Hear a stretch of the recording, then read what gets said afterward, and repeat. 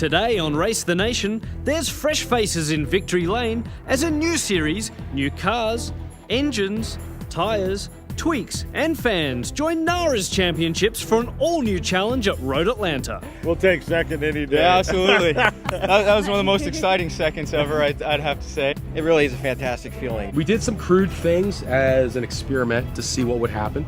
It's poor man's arrow is what we call it. And then all I saw was a cloud of red clay flying all over the place. Every lap is a new learning experience.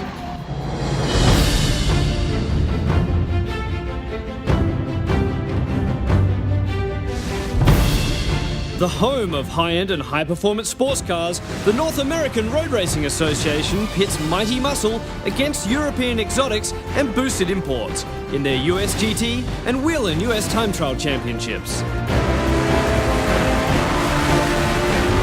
The country's best club and regional racers, tuners and backyard builders test themselves against the pros and the top, most challenging tracks. It's man versus machine as they race the nation.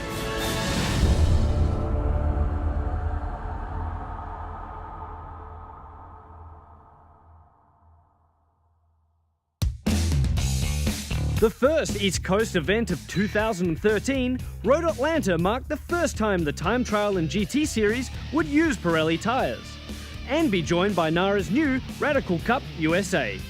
Being a brand new circuit, to many of the Radical drivers, they were getting to know all of it.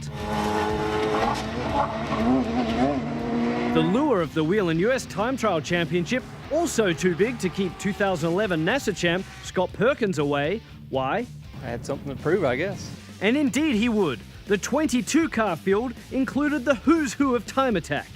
Drivers from as far away as Canada and Texas because these are world-renowned tracks and bucket list tracks. But with his first tours, Michael Perkins found out his setup would need some work. And that wasn't the only drama on Friday.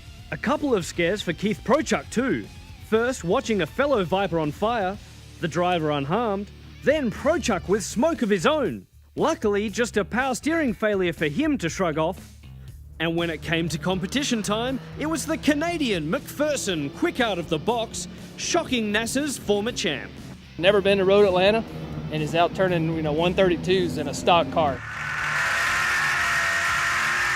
I really thought this morning would be the one to lay down the ultimate lap, and the motor made good power because the air was cool. And normally when this track is cool, it has a lot of grip, but it just wasn't there. I mean, I pushed pretty hard. And he did. Just listen as we ride on board.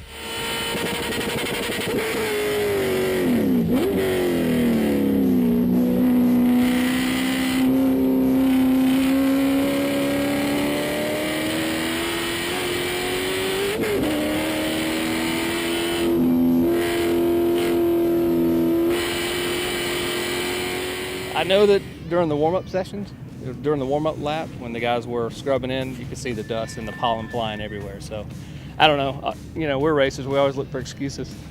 Plenty were. Even MTI Racing's Howard, who was fastest overall and in Unlimited. Tight out there on the course. There wasn't very many fast laps. We were lucky enough to get one or two laps in good that we were able to post a good time. TT1 pace setter, former NFL star Des White, and top speed CCO also frustrated.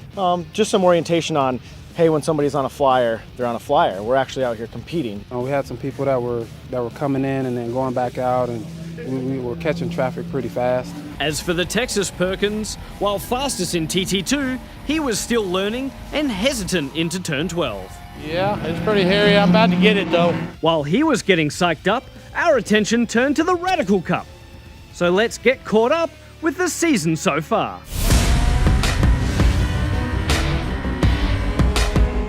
Before travelling east to Atlanta, the historic first rounds of the new Radical Cup took place in Utah against a stunning mountain backdrop and provided plenty of action. Saturday's race started well for Randy Carpenter until he went for a spin. John Faub and Tony Bullock fought for the SR3 lead, Bullock with the fastest lap and Faub with the victory. Ryan Carpenter third after fending off Ron Fletcher. Gerhard Watzinger taking the SR8 win from Adam Merzon and Randy Carpenter. Round 2 and the boys really put on a show. Ryan makes it 3 lanes, Ron Eckhart trying 4 wide off the start, then another big moment for Randy.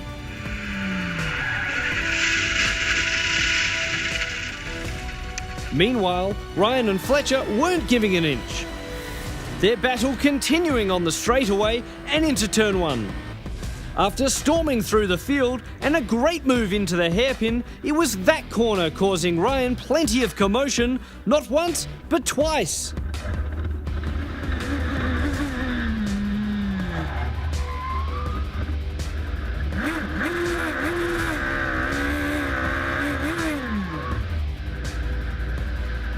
No trouble for Watzinger and Falb, again the winners. Jay Torres finishing 3rd in SR3, SR8 a carbon copy of round 1. So the scene now set for the Radical Cup at Road Atlanta. After the break, we'll see how round 3 unfolds, watch Porsche, Vet and Viper duel it out in the US GT Championship, and later we'll discover some of the demon tweaks time trialers are using, and learn about that amazing power plant in the Radical SR8.